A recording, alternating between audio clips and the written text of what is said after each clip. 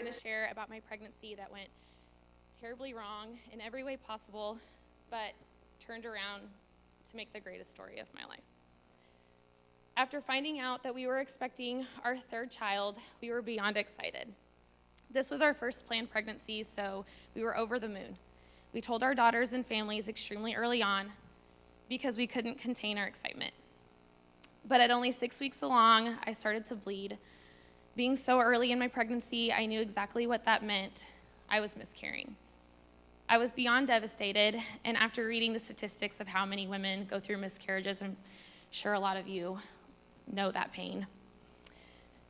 Not wanting to accept that that's what it was, I decided to go to the ER, and after 8 hours of crying and waiting in the waiting room, I was finally brought back for an ultrasound, and to my surprise, there was a heartbeat. The doctor said that the heartbeat was very strong for being so early, so my chances of miscarrying were actually pretty low. And the blood was from a subchorionic hemorrhage, which is a collection of blood formed between the uterine wall and the chorion. They told me it's fairly common in pregnancies and that my body would absorb the clot and I would go on to have a healthy pregnancy. I was thrilled at this news and couldn't wait to call my family and tell them that everything was okay. But unfortunately, through the weeks, my bleeding only got heavier. I went back to the ER and they told me that I now had 2 hemorrhages and they were growing in size. I didn't know what this meant for my pregnancy, so I made an appointment with my doctor, and after another ultrasound, he said that they were very large and near my cervix, so I was high risk of going into preterm labor. At this point, I was 10 weeks pregnant and decided to put myself on bed rest. I wasn't going to risk throwing myself into labor. At about 15 weeks along, I woke up in the middle of the night with sudden cramps. I ran to the bathroom and felt a big gush of fluid. It crossed my mind that my water may have broken, but I quickly shook off that thought because I was still so early in my pregnancy, and I didn't think that was possible. For some reason, I went back to bed, and I waited until the next day to go see the doctor, and at that ultrasound, my worst fear was confirmed. My water had in fact broken. I waited for my doctor to come in, and he walked in with a look of pity. He told me my hemorrhage must have irritated my membranes and caused them to rupture. He told me he had never had a patient's water break this early, so he didn't know what to tell me, but he was certain my baby wouldn't make it. I would either go into labor or develop an infection. I went to see a high-risk specialist, and the doctor highly recommended that I induce my pregnancy, induce labor, which would ultimately end the life of my unborn child. She told me that it wasn't a matter of if I would develop the deadly choreo infection, but when. She explained to me that this pregnancy was no longer viable, and the baby's lungs hadn't even started developing yet, and without amniotic fluid, it was not possible for them to develop. At one point, one of the high-risk doctors said, "Why not just end this one and start over with a healthy pregnancy?" My mouth dropped open, and I asked him if he saw the same heartbeat that I saw. I said, "I feel this baby kick with his or her developed little legs and feet. How could I end his or her life?" He told me he didn't mean to upset me, but once again, this pregnancy was no longer viable, and at this point of my pregnancy, my life was in danger. I left furious and in tears. I went through an array of emotions. I couldn't morally end this baby's life and live with myself, but was I doing him or her an injustice by allowing him or her to suffer? At this point was when I heavily turned to prayer and to God. I begged him to take this burden of a decision off of me and for him to make the ultimate decision. I couldn't morally have blood on my hands and live with myself.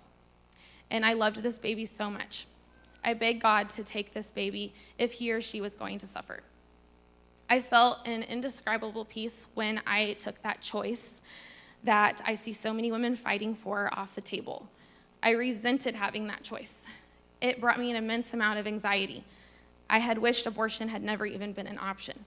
But undoubtedly, I understand how someone might not feel that same peace if they don't know the same God I know. Putting this choice in his hands was the only thing that got me through the weeks to come. Word got around of mine and Colton's pregnancy, and people in the churches started coming around and bringing me food every night and praying and helping me provide for my family. It was truly amazing, and I will never be able to thank them or repay them enough. I made it at this point 5 weeks with ruptured membranes. I was 20 weeks pregnant, and I remember waking up one night extremely lightheaded. I ran to the bathroom, and the next thing I remember was waking up in Colton's arms.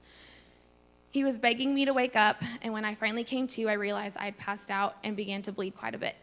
We rushed to labor and delivery, and at this point, I was soaking through towels and began to receive blood transfusions. While getting started on those, they did a quick ultrasound to see that my baby's heart rate was still strong and completely normal. They were all shocked, but despite his normal heart rate, the high-risk doctor came in and told me we needed to induce labor. I told him he was crazy and they would do no such thing. He told me I was losing a dangerous amount of blood and I needed to think about my other 2 children who needed their mother. I told him I felt fine and the blood transfusions were doing their magic. And if I started to fade away, that he could induce labor. But while I was feeling fine and the rest of my vitals were stable, that they wouldn't touch me. He threw his hands up in the air and he said, I honestly don't understand your decision, but okay. After 4 days of being in the hospital, I was finally released and immediately sent to my doctor for an ultrasound.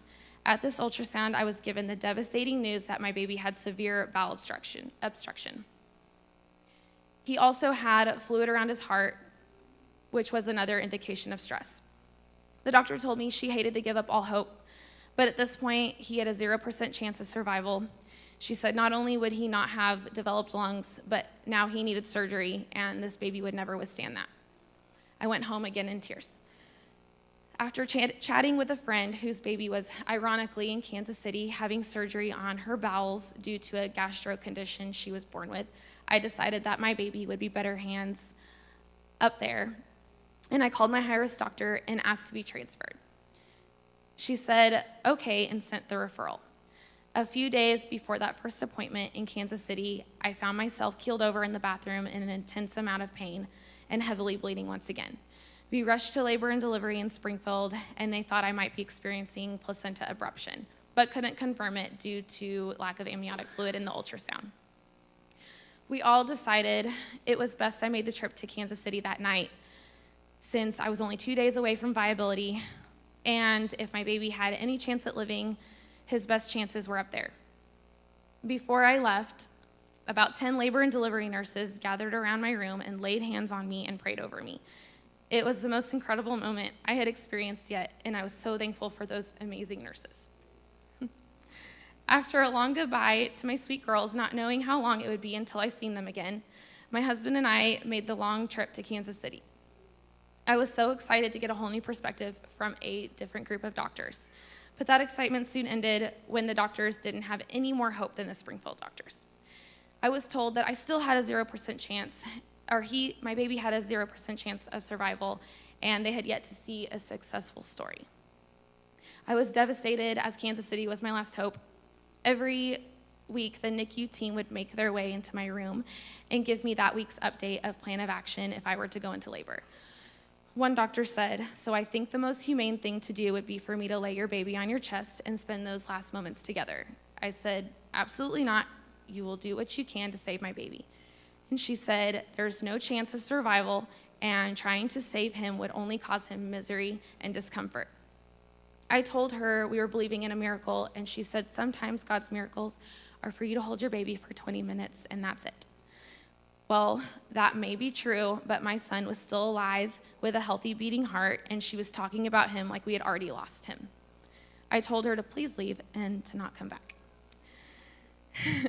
Another doctor informed me that it didn't matter how far along I got. The chances were still at 0 due to lack of fluid. She told me if for some miracle chance my baby makes it, he would be severely disabled and would need to be trached for the rest of his life. As devastating as that was to hear, none of those things would have made us love our baby any less. Still fighting for our son's life, I began demanding my miracle. I started reading through the New Testament, and there is a reason Jesus performed these tremendous miracles in his life.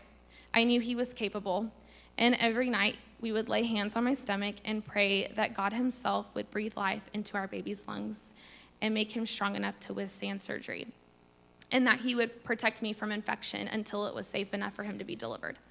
I begged God for a sign that he would be okay. A few days later, one Sunday morning, I was listening to a church online. This cleaning lady came in and hung around for a while and said, "I'm sorry, I'm just hanging around. I'm trying to listen to your pastor because that man speaks truth." I laughed and said, "Well, you should stay a while and listen to the sermon with me." We chatted a little bit, but I didn't tell her my whole story or my situation. After she left, she came running back about a minute later and said, "Hey, I just had to come back because God was nudging at me to tell you something. He wanted me to tell you that your baby is going to be just fine." I instantly began to cry and said, "You have no idea what you've just done for me." She came and gave me a hug, and off she went. And I never saw her again, but that was the sign that I had prayed for, and I am no longer worried. The morning of November 27th, 2020, at 27 weeks gestation, I became very ill. The infection had set in. Doctors came swarming in to deliver my baby via emergency C-section. 30 minutes later, my son, Colton Ellis Jones, was born. He was rushed to Children's Mercy and had a very rough start at life. And we most definitely almost lost him, but with our amazing God, who had his hand on an incredible team of doctors who didn't give up on him, he made it. We spent the next 6 months in the NICU with enduring many surgeries, and I won't get into all of that, but it is an even more incredible story, and I hope I can share that with you guys someday. But that would take up the whole service. Ellis is almost 4 now. He is sitting right there with my husband. Wanna come up here? Hi.